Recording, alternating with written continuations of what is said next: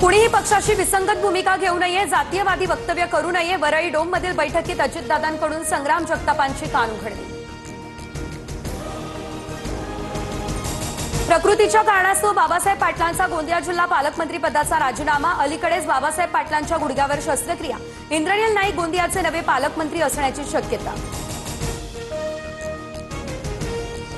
शिवसेनेतून बाहेर पडलेल्या शिवाजी सावंतांना फडणवीसांच्या भेटीचा निरोप. फडणवीसांची आज अकलूजमध्ये शिवाजी सावंतांसोबत बैठक. तर शिवाजी सावंत यांचा भाजप प्रवेशाचा मुहूर्त ठरणार. अजित पवार यांच्याकडून पुण्यात मेट्रोसह विविध कामांची पाहणी. पुणेकरांनी दादांसमोर आपल्या समस्या मांडल्या. ठाण्यातील ठाकरेंच्या सेनेचे नेते राजन विचारे यांच्याकडून पूरग्रस्त भागात मदत. सोबतच डॉक्टरांचं एक पथकही करणार रवाना. राजन विचारे यांची माहिती.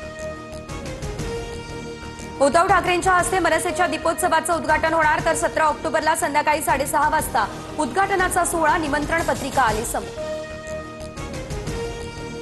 ओसी विरहित इमारतीमध्ये राहणाऱ्या हजारो कुटुंबांना मिळणार दिलासा. बीएमसीच्या अभय योजनेस राज्य सरकारचा हिरवा कंदील. अधिमूल्यात सवलत, दंडही माफ. दिवाळीपूर्वी घोषणेची शक्यता.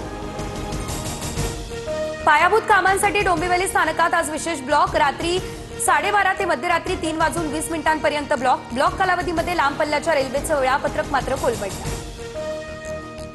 राज्यातील जिल्ह्यांना आज वादळी पावसाचा इशारा. पुणे, रत्नागिरी, सिंधुदुर्गसह इतर जिल्ह्यांना पावसाचा येलो अलर्ट.